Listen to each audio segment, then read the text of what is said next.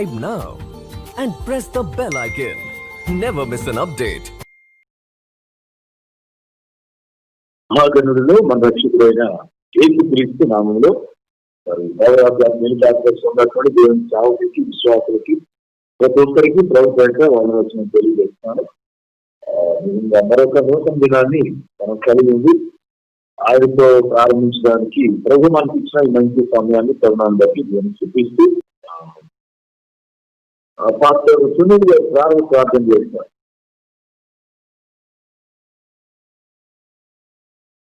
ప్రేమ కలగండి పరిశుద్ధానికి వందనాలు స్తోత్రాలు. ఇదిగోనైనా మరొక దినమును కిరీటం ధరింపజేసి సన్నిధిలో మేమందరం ఇలాగున్న కూడుకోవడానికి మీరు చూపిన కృపను బట్టి వందనాలు స్తోత్రాలు. పాట పాడి కనపరుస్తూ ఉండగా మీ నామానికి మీరు మమ్మల్ని తెచ్చుకోండి ప్రభువా. మరినైనా స్థితి ఆరాధన ద్వారా పరిశుద్ధ ఆత్మను అనుభవించేటటువంటి ధన్యతను మాకందరికి దయచేయండి స్వామి.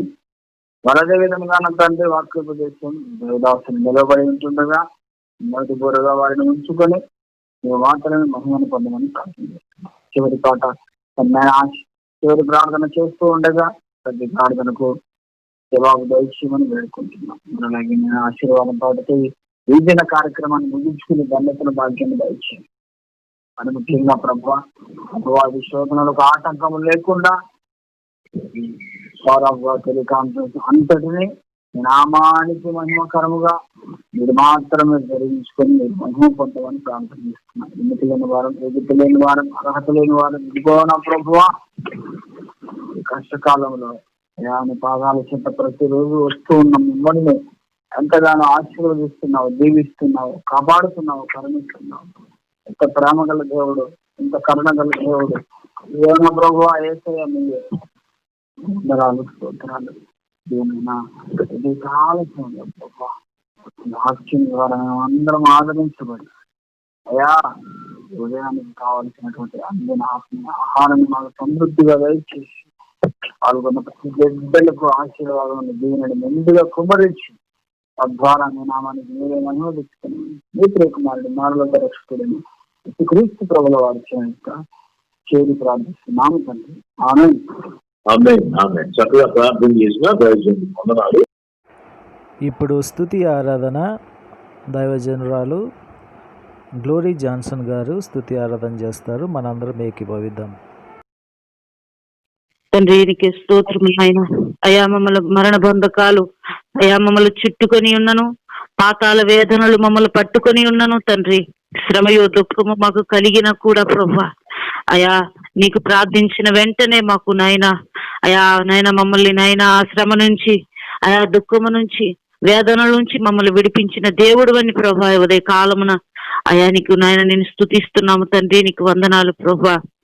నీ నామం ఎంత ఘనమైనది నాయన, నీ నామం ఎంత శక్తి కలిగిన దేవుడు నాయన, ఎంత దయాళుడు, నీతిమంతుడు, వాత్సల్యత కలిగిన దేవుడు తండ్రి. నీకు స్తోత్రము నాయన. అయా నిన్ను కలిగిన మేము ఎంత గొప్ప భాగ్యమును తండ్రి మేము నాయన మాకు అనుగ్రహించిన దేవుడు తండ్రి. నీకే స్తోత్రాలు ప్రభా. అయా నీకే స్తోత్రము స్తోత్రము స్తోత్రము తండ్రి. నీకే వందనాలు తండ్రి. అయా ఎంత గొప్ప దేవుడు నాయన, ఎంత మంచి దేవుడు తండ్రి. అయా నాయన పితృడు దేవుడా, అబ్రహాము దేవుడు నీకే స్తోత్రాలు. అబ్రహాముకు తోడైనట్లు నాయన ఈరోజు మాకును తోడైన దేవుడు నాయన, మా పితృలకు తోడైనట్లు ప్రభా మా ప్రతి సమస్యల నుంచి నాయన, మా ప్రతి బాధల నుంచి అయా మా ప్రతి అవమానాల నుంచి మమ్మల్ని విడిపించి రక్షించి అయా కాపాడుతున్న దేవా నీకే మహిమ కలుగునుగాక. నీకే మహిమ తండ్రి. అయా ఇదిగో తండ్రి మరొకసారి సూర్యోదయం నుంచి సూర్యాస్తమయం వరకు తండ్రి ఇగో ఎన్నో పలుమార్లు తండ్రి నీ నామాన్ని జ్ఞాపకం చేసుకొని నీ నామంలో ఉన్న శక్తిని మేము అనుభవిస్తూ తండ్రి నీ ఆశీర్వాదాలు పొందుకోగలిగిన గొప్ప భాగ్యము నాయన ఇదో నాకును నాతో పాటు నాయన కాన్ఫరెన్స్ కాల్లో ఉన్న ప్రతి ఒక్కరికి తండ్రి మీరు అనుగ్రహించమని ప్రార్థిస్తున్నాము నాయన. నీతిమంతుడిని జ్ఞాపకం చేసుకునుట మా జీవితాలకి ఆశీర్వాదం అని నీ లేఖనాలు సెలవిచ్చిన రీతిగా అయా నీతిమంతుడు నీవే గనుక తండ్రి నేను జ్ఞాపకం చేసుకుంటుండగా నాయన మరొకసారి అయా మాకు రావాల్సిన మెండైన దీవెన సమృద్ధిని ఆశీర్వాదమును నీ మహిమ ప్రభావములు నీ సన్నిధిని నిత్యము నాయన మా ఉన్న గృహాల్లో అయా మేము చేస్తున్న ప్రతి పనుల్లో తండ్రి అయా ప్రాకారాలుగా ఉంచి మమ్మల్ని బలపరిచి నేనైనా దీవించి నాయన నీ సన్నిధిలో నిత్యము నీ ఆజ్ఞలు గైకునే వారిగా అయా నీ చిత్తాన్ని జరిగించేవారుగా తండ్రి మమ్మల్ని అభిషేకించమని ఈ కొద్ది స్తుతి ఆరాధన తండ్రి మరొకసారి పాసన చేర్చుకోమని మహిమ ఘనత ప్రభావాలు మీరు ఒక్కరే పొందుకోమని యేసు ఉన్నతమైన నామంలో ప్రార్థించి స్తుతించి వేడుకుంటున్నాను తండ్రి ఆమేన్. ఆమె మంచిది. మరి చక్కగా ఆరాధన నడిపించిన దైవజనులు మరి గ్లోరీ సమయాలు చాలా సమయాలు బట్టి వందనాలు తెలుస్తున్నాను. ఈ సమయంలో మరి విన్నాము వాక్య పట్టణము ఒకటి అభిషేక్ కిషోర్ గారు వాక్య పట్టణం చేసి పాస్టర్ గారికి వాక్యం అందించే దైవజనులు సహకరిస్తారు. మరి చిన్న వాక్య సందేశము దైవజనులు మరి గురువులు పెద్దలు ఆత్మీయులు డాక్టర్ రంగారావు గారు హైదరాబాద్ నుంచి దేవుని వాక్యాన్ని అందించడానికి సిద్ధంగా ఉన్నారు. వారి బట్టి దేవుని స్తోత్రం. మరి ఈ సమయంలో దేవుని వాక్యాన్ని అందించవలసిందిగా ఈ సమయాన్ని వారికి అప్పగిస్తున్నాను. దేవునికి స్తోత్రం కలుగును గాక. క్రీస్తునందే ప్రియమైన వారలారా, పవర్ ఆఫ్ గాడ్ మన ఫ్యామిలీలో ఉన్న మన ప్రియమైన సహోదరులకు సహోదరీమణులకు యేసుక్రీస్తు ప్రభువు వారి శ్రేష్టమైన నామంలో మీకు శుభములు దీవెనలు కలుగును గాక. మా నిమిత్తం మీరు రోజు ప్రార్థన చేస్తున్నారు. మీ ప్రార్థనలను బట్టి దేవుడు మమ్మల్ని దీవిస్తున్నాడు. దేవుడు మాకు ఇచ్చిన కుమార్తెలు, 2 కుమార్తెలు అనుష మరియు ప్రియాంక, ఇంకా మిగిలినందరూ కూడా నా సహోదరుడు. మీ అందరూ చేస్తున్న ప్రార్థనలను బట్టి దేవుడు మమ్మల్ని దీవిస్తున్నాడు. ఇలా మనందరినీ దేవుడు దీవించును గాక. ప్రార్థించుకుందాం ఈరోజు వాక్యం గురించి.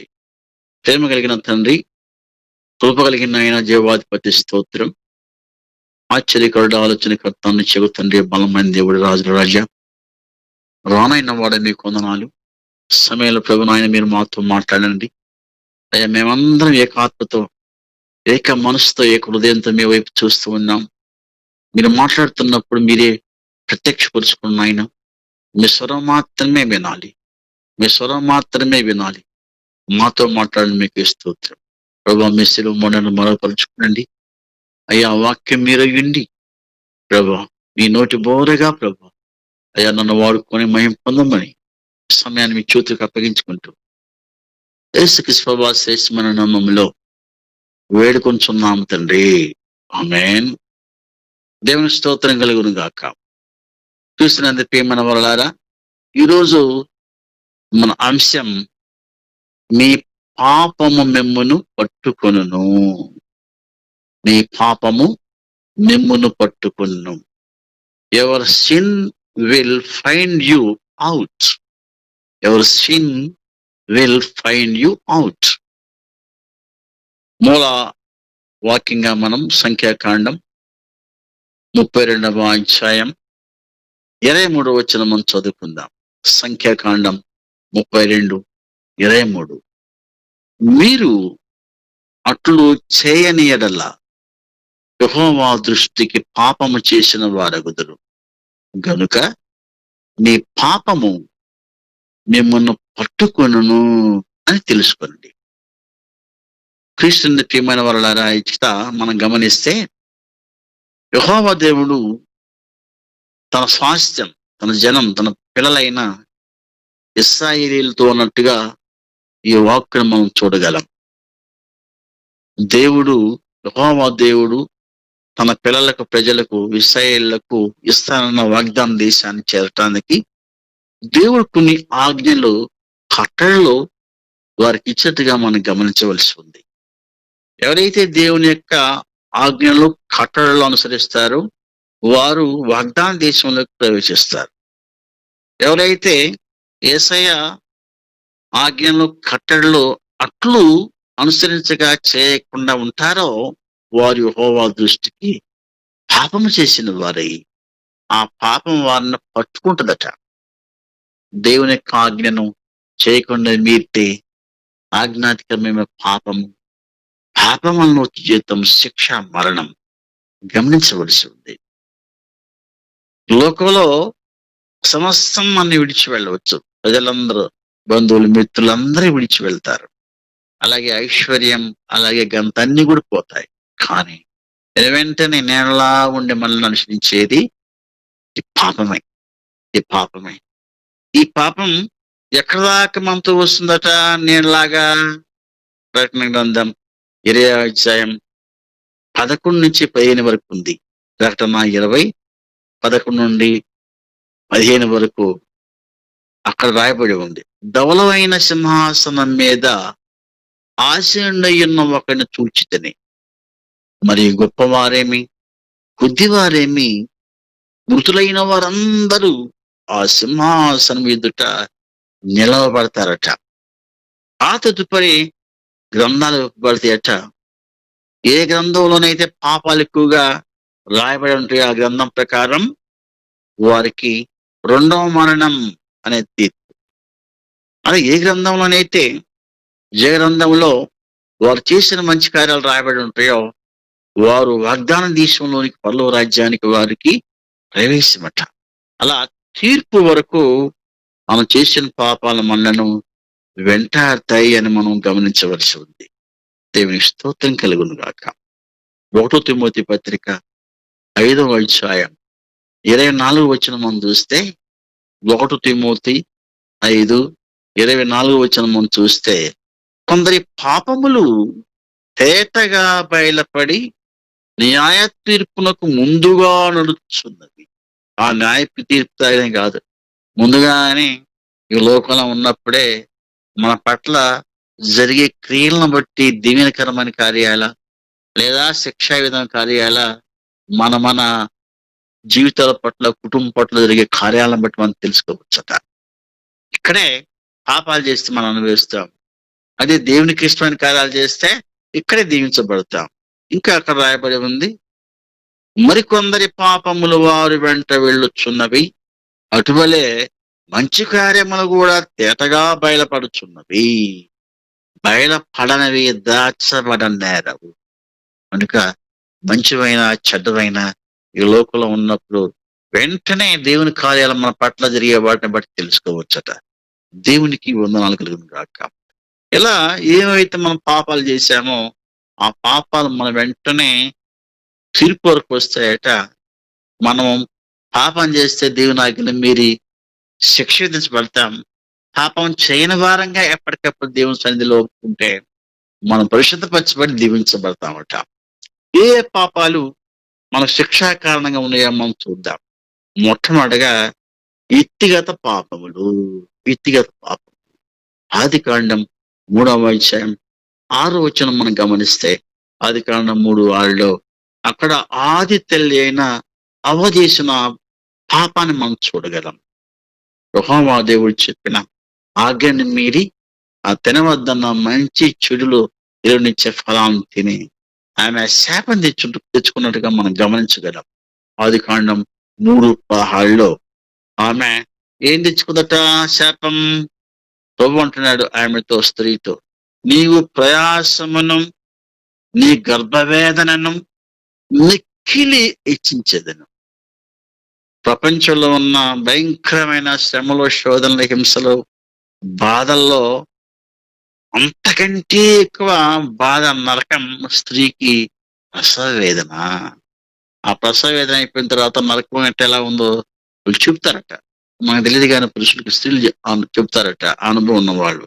అంత భయంకరమైన భరించరాని ప్రయాసం అట ఆమె గర్భ వేదన. రెండవదిగా, ఇదిగో నీ భర్త ఎడల నీవు వాంఛ కలిగి ఉంటావు, ఆయన నిన్ను ఏలును.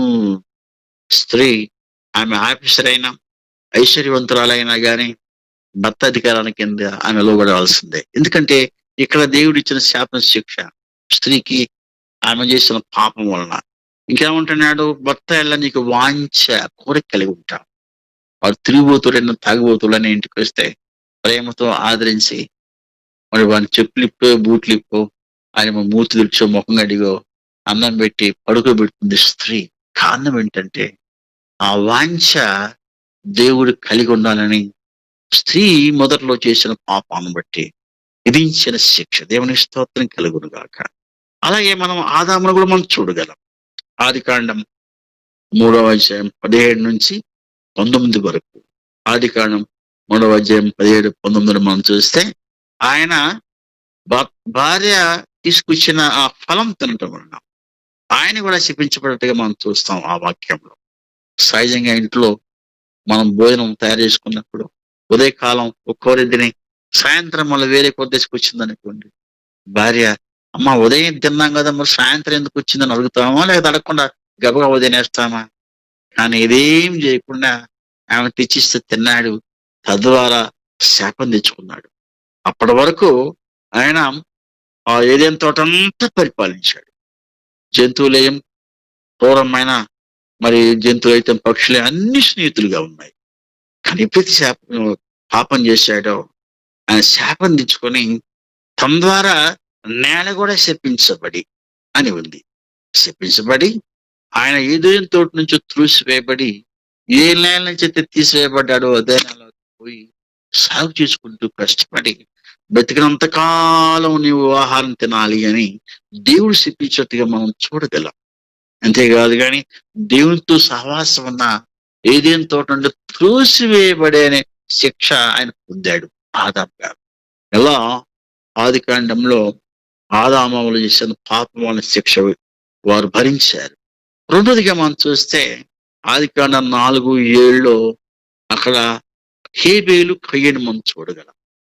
కయ్యను తన అర్పణ దేవుడు అంగీకరించలేదని క్రోధముతో కోపముతో తన తమ్ముణ్ణి హేబేలును చంపేటిగా మనం చూడగలం. దేవుడు ఆయన్ని దర్శించి, ఇదిగో కయ్యను నీవు సత్క్రియలు చేసిన ఎడలా ఎందుకు పాపం నీ దగ్గరకు వస్తుంది అంటాడు. సత్క్రియలు మనం చేస్తే పాపం చేసే ఆలోచన రాదు. అందుకే పరిశుద్ధ గ్రంథంలో నీ సత్క్రియలు అనే వెలుగును నువ్వు ప్రకాశం చెయ్యి అంటాడు. వెలుగంటే యేసుక్రీస్తు. వెలుగును మనం కలిగి ఉంటే ఆ వెలుగు ద్వారా సత్క్రియలు వస్తాయట. ఆ సత్క్రియలు వస్తే పాపం మనం చేయం. ఏనైతే సత్క్రియలు చేయకుండా పాపం వాకిట ఉండేలా చేసి దాని ఏళ్ళ వాంఛ కలిగి చేసి శాపాన్ని తెచ్చుకున్నట్టుగా మనము ఆది కాండంలో 4వ అధ్యాయంలో 12-13 వచ్చిన మనం చూడగలం. అక్కడ అంటాడు కయ్యను, అయ్యా నా దోష శిక్ష నేను భరించలేనంతదే అంటాడు. ఎందుకంటే నువ్వు దేశమరువు అవుతావు. నేను చూసే వాళ్ళందరికీ కూడా నువ్వు శపించబడిన వాడవు అంటారు అని దేవుడు శిక్షించినట్టుగా మనం చూస్తాం. ఆయన చేసిన దానికంటే కూడా భరించరాని శిక్ష కయ్యనుకు దేవుడు విధించాడు. అలా రెండోదిగా కయ్యను చేశాడు. మూడోదిగా మనం గమనిస్తే వ్యక్తిగత పాపంలో ఆది కాండం 6వ అధ్యాయం 12వ వచనంలో యెహోవా దేవుడు ఆకాశాన్ని చూచి భూమి మీద సమస్త శరీరాలు తమ మార్గమును చెరిపి వేసుకొని ఉండేది కనుక నా సన్నిధిని వారి అంతము వచ్చి ఉన్నది. ఇదిగో భూమితో పాటు వారందరినీ నాశనము చేయుదునని తన ప్రియమైన కుమారుడైన నోవాతో చెప్పేట్టుగా మనం చూడగలం.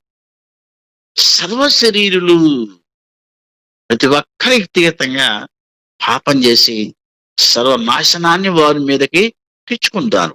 ఆది కాండం 7:21 మనం చూస్తే ఆది కాండం 7:21 భూమి మీద సంచరించు సమస్త శరీరులేమి నరులేమి లేకుండా చచ్చిపోయిరి అని ఉంది. అక్కడ ఒక్కరిని కూడా బతకనీయలేదట. వ్యక్తిగతంగా చేసిన పాపాల వలన సర్వ శరీరులు నరులందరూ చనిపోయారట. అందుకనే రోమియోలు రాసిన పత్రిక 3:11 అక్కడ నీతిమంతులు లేడు, ఒక్కడు లేడు, అందరూ పాపము చేసి దేవుడు అనుగ్రహించి కృపను పొందకుండా ఉన్నారంట. అప్పుడు సర్వ శరీరులు పాపం చేసే ఉన్నారు, ఇప్పుడు చేసే ఉన్నారు. మనం పరిశీలన చేసుకో. కనుక వ్యక్తిగత పాపం దానికి ఫలితం శిక్ష మనం చూచాం. రెండోదిగా మనము గమనించినట్లయితే ప్రభువా సోదరులారా, అదే అంశంలో దావీదును మనం చూడగలం. 2 సమూయేలు గ్రంథం 11వ అధ్యాయం 3-5 వరకు రాజైన దావీదు యుద్ధ సమయంలో ముందు నడిపించవలసిన వాడు మిద్దె మీద ఉండి చూడకూడని దృశ్యం చూచి ఆ దృశ్యం ద్వారా బత్షెబాను పిలిపించుకొని గర్భవతిని చేసి తద్వారా వారు చేసిన పాపం వలన భర్త అయిన ఊరియాను సీటు రాసి ఇతను చంపమని ఆ సైన్యాధికారికి ఇచ్చి చెప్పినట్టుగా మనం దావీదుని మనం చూడగలం. రాజు అయిన దావీదు రాజు కావటానికి ముందు ఆయన గొర్రెలను మేపేవాడుగా, ఎప్పుడో పొలాల్లో గొర్రెలు మేపుకున్న వాడిని సింహాసనం ఎక్కించేసి నా హృదయానుసారుడు అంటే ఆ సాక్ష్యాన్ని, ఆ ప్రేమ నిలుపుకొనక ఆయన 3 ఆజ్ఞలు మీరాడు. 10 ఆజ్ఞలు. ఒకటి విచరించటం, రెండోది నరహత్య చేయటం, మూడోది పురుగు వాని దాన్ని ఆశించటం. ఈ 3 చేయటం వలన ఆజ్ఞాతిక్రమమై దాని వలన పాపం శిక్ష ఆయన మీదకి వచ్చింది.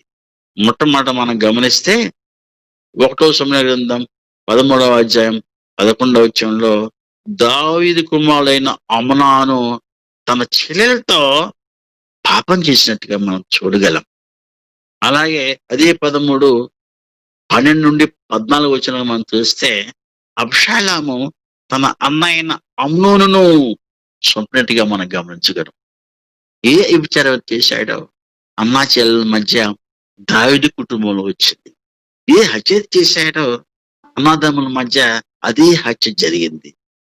కృష్ణుని ప్రేమన వాళ్ళారా, మనుషుడు ఏమిత్తునో దాన్ని కోయబడను అని రాయబడి ఉంది. ఇంకా అదే 1వ సమయం మనం గమనించినట్లయితే 15వ అధ్యాయం 30వ వచనంలో 1వ సమయ గ్రంథం 15:30లో దావీదు ఓలేవ చెట్ల కొండ ఎక్కుచు ఏడ్చుచూ తల కప్పుకొని ముసుగేసుకొని పాదరక్షలు లేకుండా ఖాళీ నడుకున్న ముళ్ళు తుక్కుంటూ ఏడ్చుకుంటూ వలవల వెళ్తూ ఉన్నాడట. ఎక్కడో రాజుగా ఉండవలసిన వాడు ఇప్పుడు కాలు నడక నడుచుకుంటూ పోతున్నాడట. ఇంకా కృష్ణుని ప్రేమని వాళ్ళారా, తన భార్యలందరినీ తల్లుగా భావించవలసిన వాడు భార్యలుగా చేసుకున్నాడు అని తన పెద్ద కుమారుడు గురించి ఉన్నప్పుడు ఎంత కుమిలిపోయి ఉంటాడు కదా. ఏ ఇతర భార్యనైతే బచ్చబాన్ని తీసుకున్నాడు, అలాగే ఈయన భార్యను తన కుమారుడే భార్యగా చేసుకున్నట్టుగా మనం చూడగలం. అందుకే నా కన్నీరు వలన నా పడక తడిసిపోయిన అంటాడు రాజా దావీదు. ఇలా ఆయన చేసిన వ్యక్తిగత పాపం వలన తన కుటుంబంలో తన వ్యక్తిగతంగా వచ్చినట్టుగా మనం చూడగలం. కనుక మొట్టమొదటిగా వ్యక్తిగత పాపం. రెండోదిగా మనం చూడగలం, దేవుని ప్రజలకు వ్యతిరేకంగా పాపం చేస్తే వచ్చే నష్టం శిక్ష మనం గమనించగలం. మొట్టమొదటిగా మనం చూస్తే నిర్గమకాండం 9వ అధ్యాయం 27వ వచనం. నిర్గమకాండం 9వ అధ్యాయం 27వ వచనం మనం చూస్తే, నేను ఈసారి పాపం చేసి అన్నాను, యెహోవా న్యాయవంతుడు, నేను నా ప్రజలము నా జనులము దుర్మార్గులం అంటాడు. ఇకను మేము పాపం చేయము అని ఒప్పుకొని దాన్ని ఐగుప్తు రాజు అయిన ఫరో విడిచిపెట్టినట్టుగా చెబుతూ మోషేను అహరోనును పిలిపించి ఆయన అంటాడు నిర్గమకాండం 9:8లో, బ్రహ్మాండమైన ఉరుములు వడగండ్లు రాకుండా యెహోవాను వేడుకుండా అన్నప్పుడు నిజమైన మారు మనసు పొందారు వీరు. రాజైన ఫరోను మరి ప్రజలు అనుకుని దేవుడి దగ్గర మొరపెట్టుకున్నప్పుడు ఆ బ్రహ్మాండమైన ఉరుములు వడగండ్లు ఆగుతాయి, కానీ నష్టమే జరిగింది. మళ్ళా ఏం చేశాడు నిర్గమకాండం 10:16లో, నేను మీ దేవుడనైన యెహోవా ఎడలను మీ ఎడలను మీ దేవుడని యెహోవా ఎడల మీ ఎడల పాపము చేసి తిని అంటాడు. ఆ పాపం వల్ల వచ్చిన నష్టమేంది? అదే నిర్గమకాండం 12వ అధ్యాయం 29వ వచనం చూస్తే, ఫరో మొదలుకొని చెరసాలలో ఉన్న ఖైదీ యొక్క తొలి పిల్ల వరకు, సింహాసనం మీద ఉన్న ఫరో కుటుంబంలో ఉన్న మొదటి సంతానం నుండి ఖైదీగా ఉన్న వారి సంతానం కూడా, అలాగే ఐగుప్తు దేశంలో ఉన్న పశువుల యొక్క తొలిచూలు కూడా, అంత తొలి సంతానం పిల్లలందరూ చనిపోయేట్టుగా మనం చూస్తాం. ఎందుకు? దేవుని పిల్లలకు, యెహోవా దేవునికి, ఇశ్రాయేలులకు వ్యతిరేకంగా చేసిన ఫరో పాపం వలన ఆ దేశంలో మొదటి సంతానం లయమైనట్టుగా మనం గమనించగలం. రెండోదిగా మనం చూస్తే బిలామును మనం గమనించగలం. సంఖ్యాకాండం 22వ అధ్యాయం 34వ వచనంలో, సంఖ్యాకాండం 22 34 వచనం మనం చూస్తే ఇశ్రాయేలీయులకు దేవునికి వ్యతిరేకంగా శపించడానికి బాలాకు వలన ప్రేరేపించబడి బిలాము వచ్చినప్పుడు యెహోవా దూత బిలాము ఎక్కిళ్తూ ఉన్న గాడి ముందు నిలబడి కత్తి తీసుకున్నప్పుడు అప్పుడు అంటాడు బిలాము ఏమని, అయ్యా నేను పాపము చేస్తుంది ఈ పని నీ దృష్టికి చెడ్డదే నాయన అంటాడు, కానీ ఆ పాపాన్ని విడిచిపెట్టడు ఆయన, పశ్చాత్తాపడడం. తద్వారా ఏం జరుగుతుంది? యెహోషువ గ్రంథం 13వ అధ్యాయం 22వ వచనంలో ఇశ్రాయేలీయులు బిలామును ఖడ్గముతో చంపిరి, ముక్కలు చేసి పడేశారు. కారణం ఏంటంటే దేవుని ప్రజలకు ఆయన వ్యతిరేకంగా చేసిన పాపం వలన. మూడోదిగా మనం గమనిస్తే యెజబెలు, ఆహాబు దేవుని పిల్లలకు చేసిన వ్యతిరేకం పాపం వలన వారికి ఏమి వచ్చిందో మనకి గమనించగలం. 1వ రాజుల గ్రంథం 19వ అధ్యాయం 1-2 వచనాలు. 1వ రాజుల గ్రంథం 19వ అధ్యాయం 1-2 వచనాలు మనం చూస్తే, ప్రవక్త అయిన ఏలియా చేసినదంతయు ప్రవక్తలందరినీ చంపించిన సంగతిను ఆహాబు యెజబెలునకు తెలియజేయగా, యెజబెలు ప్రవక్త అయిన ఏలియాకు దేవునికి వ్యతిరేకంగా ఏలియాను చంపుటకు ప్రమాణం చేశాడు. భయంకరమండి. ఇదిగో ఏలియాను చంపకపోతే నేను దేవునికి వ్యతిరేకంగా తప్పు చేసిందాన్ని అయితే అంటదాన్ని. ఇంకా ఉంటాడు అక్కడ అంటదామే. 1వ రాజు గ్రంథం 18వ అధ్యాయం 4వ వచనంలో, 1వ రాజులు 18:4వ వచనంలో యెజబెలు యెహోవా ప్రవక్తలను నిర్మూలన చేసేదాకా నేను ఊరుకొని ఉంటాను. దేవుని ప్రజలైన ప్రవక్తలకు వ్యతిరేకంగా ఆమె చేస్తున్న శబదం ప్రమాణం చేయటం మనం చూడగలం. అది చూసిన దేవుడు ఏమంటున్నాడు? 1వ రాజుల గ్రంథం 21వ అధ్యాయం 23వ వచనంలో యెజబెలును గురించి యెహోవా సెలవు ఇచ్చినదేమనగా ఇశ్రాయేలు ప్రాకారమునొద్ద కుక్కలు యెజబెలును తినివేయును అంటాడు. దేవుడు కోప్పడి శపిస్తాడు. అలాగే అంతఃపురంలో ఉన్నప్పుడు యెజబెలును చూసివేయగా కింద పడి ముక్కలై రక్తం మరి చిందించినప్పుడు చింది పడినప్పుడు ఆ కుక్కలు వచ్చి నాకినట్టుగా అక్కడ మనం గమనించగలం ఆ వాక్యంలో. అలాగే 1వ రాజు గ్రంథం 21వ అధ్యాయం 25వ వచనం మనం చూస్తే, 1వ రాజు గ్రంథం 21-25వ వచనం మనం చూస్తే, యెజబెలు ప్రేరేపణ చేత యెహోవా దృష్టికి కీడు చేసి తన్ను తాను అమ్ముకున్న ఆహాబు ఏం జరిగిందట, ఏం పొందాడట? 1వ రాజు గ్రంథం 22:38లో 1వ రాజు గ్రంథం 22:38లో మనం చూస్తే, యెహోవా సెలవిచ్చిన మాట చూపుకున్నాను, కుక్కలు వచ్చి అతని రక్తమును నాకెను. ఎంత భయంకరం అండి! భార్యాభర్తలిద్దరు కూడా దేవుని ప్రజలకి అవి వ్యతిరేకంగా ప్రవర్తించారు. ఇద్దరే రక్తం కూడా కుక్కలు నాకినట్టుగా మనం గమనించగలం. ఇలా దేవుని యొక్క ప్రజలకు వ్యతిరేకంగా పాపం చేస్తే నష్టాన్ని, శిక్షను మనం చూడగలం. మా ఇంటి దగ్గర ఒక చర్చ ఉంది.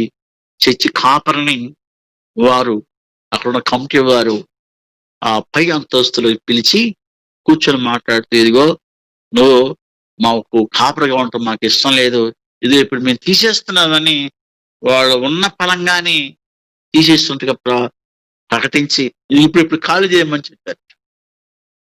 చెప్తే ఆ పాస్టర్ గారు ఎంతో వేదన పడ్డాడు. ఇప్పుడు చిన్నపిల్లగా ఉన్నారు, ఎక్కడికి వెళ్ళాలి నేను? నా వయసు అంతా ఎక్కడ అయిపోయింది కదా, వయసు వెళ్ళిన తర్వాత నేనేమి తప్పు చేయకపోయినా కానీ తప్పు ఉందని చూపిస్తాం, అలా నన్ను వెలివేసి పంపిస్తున్నారు, ఎలా బతకాలా అని దేవుని దగ్గర కన్నీటితో ఆయన కిందకి దిగుతున్నప్పుడు ఎవరైతే కారణమయ్యారో ఆ పాస్టర్ గారిని ఆ చర్చిలో నుంచి బహిష్కరించడానికి ఆ ఎత్తి చర్చి గేట్ మెయిన్ గేట్ దాటి ఒక కాలు అవతలేసాడు, ఒక కాలు అవతల ఉంది. తెరనేది కానీ అక్కడికక్కడే పడి చనిపోయాడు. ఈ అంశం మా కళ్ళ ముందు మా దగ్గర జరిగింది. హైదరాబాద్ ప్రాంతంలో పెద్ద చర్చి ఉంది. అది మన ప్రియులైన సోదరులు దాయని గారు, అలాగే సమీల్ గారు ఇద్దరు కూడా గతంలో ప్రతి నెల బైబిల్ స్కూల్ నడిపించడానికి మన దగ్గరికి వచ్చేవారు, వారికి తెలుసు. మా ఏరియాకి వచ్చి ఇక్కడ ఒక చర్చిలో ఒక పాస్టర్ గారి ఎడల మరి నేరం మోపి ఆయన తీసేయటానికి తీర్మానం చేసి కారణమైన వ్యక్తి అక్కడికక్కడికే చనిపోయాడని ఎవరిని అడిగితే అందరూ చెప్తారు. కనుక క్రీస్తు ప్రియమైన వాళ్ళ దేవుని పిల్లలకు వ్యతిరేకంగా మనం ప్రవర్తిస్తే దేవుడు ఊరుకుడు, ఆ శిక్ష, ఆ శాపం వస్తుంది. ఒకటి వ్యక్తిగత పాపం, రెండోది దేవుని పిల్లలకి వ్యతిరేకంగా చేసే పాపం. మరి ఆ రెండో దేవునికి వ్యతిరేకంగా చేసే పాపం విషయంలో మనం గమనిస్తే ఇస్కరియోతు యూదాను మనం గమనించాలి. ఇస్కరియోతు యూదా దేవునితో ఉన్నాడు, యేసయ్యతో ఉన్నాడు. యేసయ్యతో ఉండి కూడా మత్తయి సువార్త 26:3-4 వచనాల్లో దేవునికి ఆయన కుమారుడైన యేసయ్యకు వ్యతిరేకంగా ప్రవర్తించి యేసయ్యను శాస్త్రులకు, పరిసయ్యులకు అప్పగించి శిలువీటను కారణమయ్యాడు. తద్వారా ఆయన నేను నిరపరాధ రక్తమును అప్పగించి పాపము చేసితేనే అంటాడు. నిరపరాధ రక్తమును అప్పగించి పాపము చేసితేనే అని ఉడిపట్టుకొని చనిపోవటం వల్ల కింద పడి ఆ పేగులు బయటకు వచ్చి మనం చూడగలం. ఇలా దేవుడైన యెహోవాకు ఆయన కుమారుడైన యేసుక్రీస్తు వారికి వ్యతిరేకంగా చేసి శిక్ష పొందాడు. ఎవరో ఇస్కరియోతు యూదా. ఇది మొట్టమొదటి వ్యక్తిగత పాపం. రెండోది దేవుని ప్రజలకు చేసిన వ్యతిరేకంగా చేసిన పాపం, శిక్ష మనం చూచాం. మూడోదిగా మనం గమనించగలం. మూడోది మేలైనది చేయనిరిగియు అలాగును చేయని వానికి పాపం కలుగును. మేలైనది చేయనిరిగియు అలాగును చేయని వానికి పాపం కలుగు. అంత బాధాకరమైన విషయం అండి. ఇష్టమైతే చేస్తాం, లేదు కష్టమైతే మనం చేయము. అట్లా చేయకపోవటం కూడా, ఇతరులకు సాయం చేయకపోవటం కూడా పాపమా? మరి ఇక్కడ అంటున్నాడు యాకోబు 4:17 మనం లేఖనాలను మనం గమనిస్తే లూకా సువార్త 10వ అధ్యాయం 30-37 వరకు యెరూషలేము నుండి యెరికోకు ఒక మనుష్యుడు వెళ్తున్న తరుణంలో ఆ మనుషుడు దొంగల చేతిలో పడి దూచుకునబడి గాయపరచబడి అక్కడ పడవేసి ఉన్న తరుణంలో ఆ దారిలో ఒక యాజకుడు, లేవీయుడు ఇద్దరు వెళ్తారు. కానీ వాళ్ళిద్దరు ఏదో చేయగలరు. యాజకుడు చేయగలడు, లేవీయుడు చేయగలడు. వాళ్ళు ఏం చేయకుండా వెళ్తారు.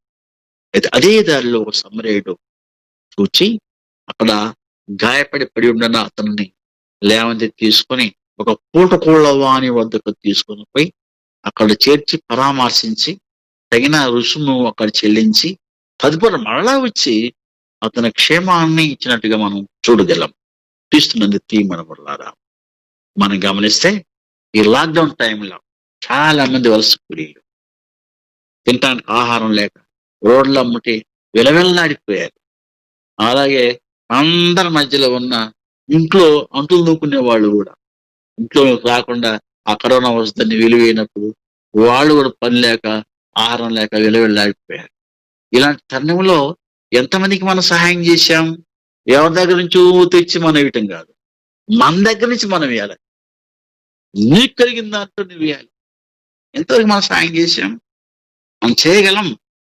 ఉదాహరణ, మనకు ఒక పూట మానుకొని ఆ పూట మానుకున్న డబ్బు ఏదో ధాన్యం ఇతరులకి ఇస్తే ఎంత దీవెన కదా. అలా ఎంతవరకు మనం చేయగలిగాం వ్యక్తిగతంగా మనం పరిశీలన చేసుకోవాలి. రెండోదిగా మనం చూస్తే మార్కు సువార్త 11వ అధ్యాయం 12-14 వరకు, మార్కు 11, 12-14 వరకు వారు యెరూషలేము నుండి ఆయన వెళ్తున్న తరుణంలో మార్గ మధ్యమున ఒక అంజూరపు చెట్టు వారు చూస్తాడు. ఆ అంజూరపు చెట్టు చూచినప్పుడు బాగా సమృద్ధిగా పచ్చగా ఆకులు కలిగి ఉంటుంది, కానీ ఫలాలు మాత్రం ఉండవు. అయితే సృష్టి ప్రకారం, దేవుడు చేసిన సృష్టి ప్రకారం దానికి ఇచ్చిన ఆజ్ఞ, నువ్వు ఆకులు ఫలాలు ఒక్కసారి మాత్రమే కలిగి ఉండు అని దేవుడు ఆజ్ఞాపించాడు. కనుక దాని లెక్కది, ఆకులుంటే ఖచ్చితంగా ఫలాలు ఉండవలసిందే. కానీ దేవుడు సృష్టిలో చేసిన ప్రకారం, ఆజ్ఞాపించిన ప్రకారం ఆకులు అనే సమృద్ధి కలిగి ఉంది, కానీ ఫలాలు మాత్రం లేవు. దాన్ని అంటే అక్కడ దేవుని ఆజ్ఞ మీరిందే కదా. దేవుని ఆజ్ఞ మీరటం వల్ల ఏంటి? ఆజ్ఞాతకరమే పాపం, ఆ పాపమే శాపం. అందుకే దీనికి శాపం వచ్చింది. శాపం అంటూ ఎండిపోయింది కదా. ఈ అంజూరపు చెట్టు యొక్క ఆకులు సమృద్ధిని సూచిస్తుంది. చాలా మంది సహోదరులు సహోదరిమణులు లోపల ఉన్న వాళ్ళు దేవుడు సమృద్ధినిచ్చాడు ఈ అంజూరపు చెట్టుకి ఇచ్చినట్లు. ఆ సమృద్ధి ఇచ్చినప్పుడు కోట్లు కోట్లు సంపాదించుకొని మనమే తింటాం కాదు. దేవుడు మనకిచ్చిన దానిలో ఇతరులకు మనం చేయాలి. వృద్ధి చెందిన కొలది రక్షణ ఆకులు సమృద్ధికి చూచింది. సమృద్ధి మనం చెందే కొలది ఇతరులకు మనము సహాయం చేయాలి. దాన్నే సత్కీలు అంటారు. వాటిని మనం ఇతరులకు చేస్తే అప్పుడు ఆత్మ సంబంధమైన ఫలాలను మనం కలిగి ఉన్నవారు. అలా వ్యక్తిగతంగా దేవుడిచ్చిన దేవునిలో పొందుతూ ఎంతమందికి మనం సహాయం చేయగలిగాం మనం పరిశీలన చేసుకోవాలి. మూడోదిగా మనం గమనిస్తే మత్తయి సువార్త 25వ అధ్యాయం 14 నుంచి మనం గమనిస్తే 14 నుండి 30 వరకు 14వ వచనంలో అక్కడ ఒక మనుష్యుడు దేశాంతరంకు వెళుతూ తన దాసులకు 5 తలాంతులు 2 తలాంతులు 1 తలాంతు ఇచ్చుటగా మనం చూస్తాం. ఆయన తిరిగి వచ్చిన తర్వాత 5 తలాంతుల వాడు 5 తలాంతులు సంపాదిస్తాడు, 2 తలాంతుల కలవాడు 2 సంపాదిస్తాడు. అయితే ఆటి ప్రకారం వారు జీవించబడతారు. అయితే 1 తలాంతు వాడు భూమిలో పాత పెట్టే నువ్వు ఎత్తని దాన్ని కూసేవాడివి, అలాగే పెట్టని వాడివయ్యా అని ఆయన దూషిస్తున్నట్టుగా మనం చూస్తాం. అయితే మత్తయి సువార్త 25వ అధ్యాయం 30వ వచనంలో పనికి మారిన ఆ దాసుని వెలపట చీకటిలోనికి త్రోసివేయడి, అక్కడ ఏడుపును పండ్లు కురుకుటే ఉండునని ఆ మనుషులు చెప్పడం వలన ఆ చీకటిలోకి త్రోసివేసినట్టుగా మనం చూస్తాం. చీకటి అంటే నరకం. ఇక్కడ మనం గమనిస్తే దేశాంతరం పోయిన వ్యక్తితో యేసుక్రీస్తు మనం పోల్చుకోవచ్చు. ఒకసారి ప్రభావం వచ్చాడు, మళ్ళా దేశాంతరం పరలోకానికి వెళ్ళాడు, మళ్ళా ఆయన వస్తారు మన దగ్గర. అలా దేశాంతరం పోయిన మనుషులతో యేసుని పోల్చుకుంటే అక్కడ దాసులు మన విశ్వాసులను పోల్చుకోవాలి. దాసులతో విశ్వాసులను మనం పోల్చుకోవాలి.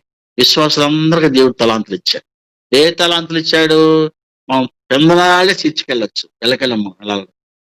రెండోది, చర్చికి వెళ్ళిన తర్వాత చర్చిలో పరిచయం చేయొచ్చు. అక్కడ ఓడటం కానీ బట్టలు వేయటం కానీ ఇంకా అక్కడ ఏమైతే మనం చేయగలం అన్నీ చేయొచ్చు. పిచ్చి పరిచర్య. మూది, సువార్తలో కూడా మనం పాల్గొనవచ్చు, అవకాశం ఉంటుంది. నాలుగోదిగా మనం గమనిస్తే చర్చిలో ఉన్న పేదవాళ్ళని పెద్దవాళ్ళని అందరూ కూడా కొద్దివారు పెద్ద అలాగే మరి తక్కువ వారని తారతమ్యం లేకుండా ఒకరికొకరు కలిసిమెలిసికొని దేవుని ప్రేమ కలిగి ఉండాలి. అది కూడా మనం చేయగలం. ఇవన్నీ మనం చేస్తున్నామా? కొంతమంది ఏమో పాడగలరు, కొంతమంది ఏమో వాయించగలరు, వాయించి చేయగలరు. అవి కూడా తలంతులే.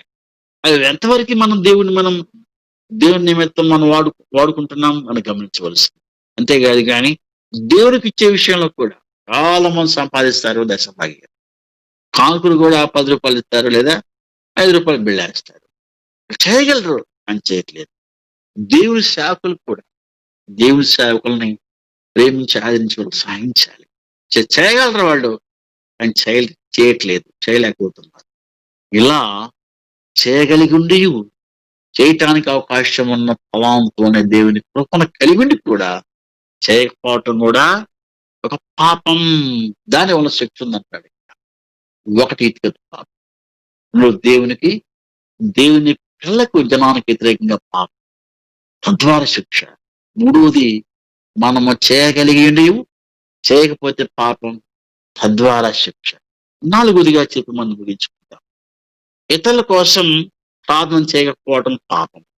ఇతరుల కోసం ప్రార్థన చేయకపోవటం పాపం. 1 సమూయేలు గ్రంథం 12వ అధ్యాయం 23వ వచనం.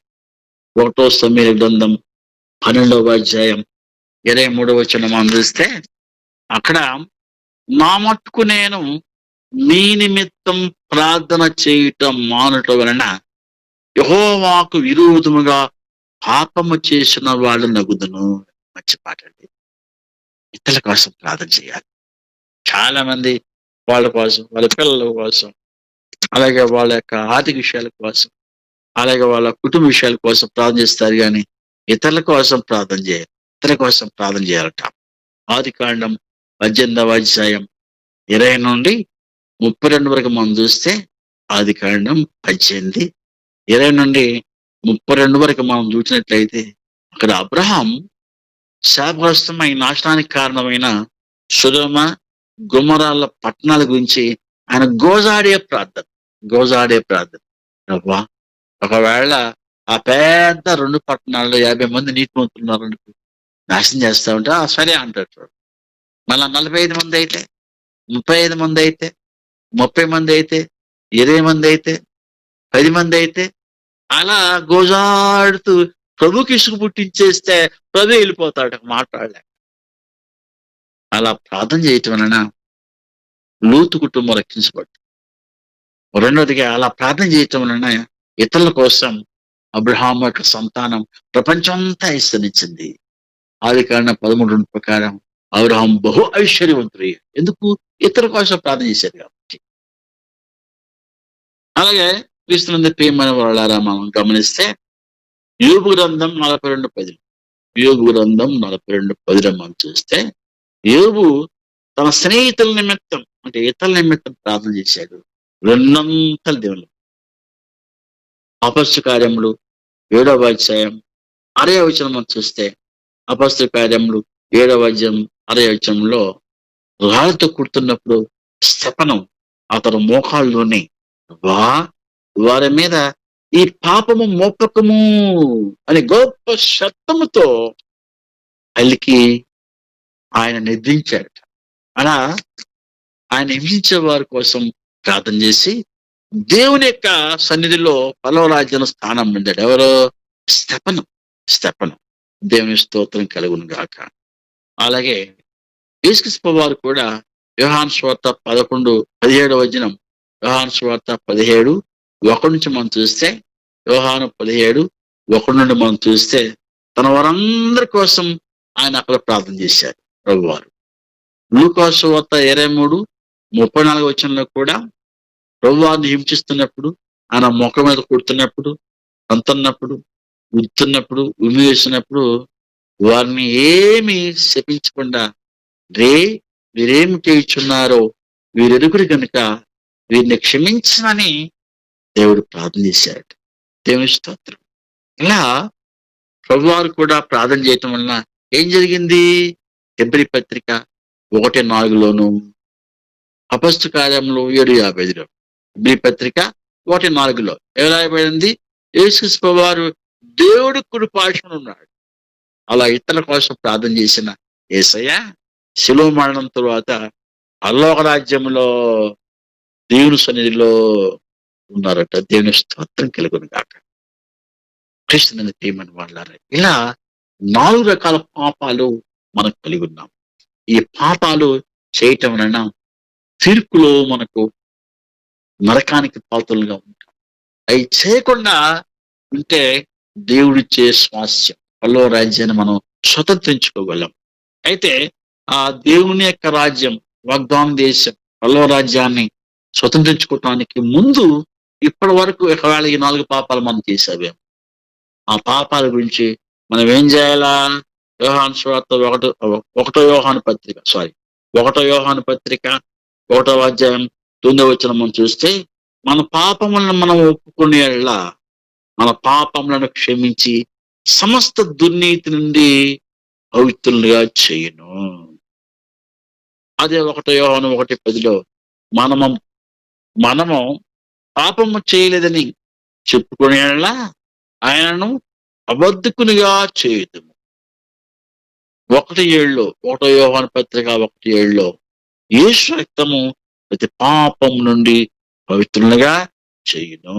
కనుక క్రీస్తునందు ప్రియమైన వాళ్ళారా, మన పాపాలన్నీ పశ్చాత్తాపంతో యేసయ్య దగ్గరికి వచ్చి మనం ఒప్పుకుంటే ఆయన నమ్మదగిన వాడు కనుక మనందరం క్షమించి ఆ పాపం నుండి, దుర్నీతి నుండి కొట్టివేసే, పరిశుద్ధంగా పవిత్రులుగా చేసి పరలోక రాజ్యానికి, వాగ్దాన దేశానికి వారసులుగా ప్రభువారు చేస్తాడు. దేవుని స్తోత్రం కలుగును గాక.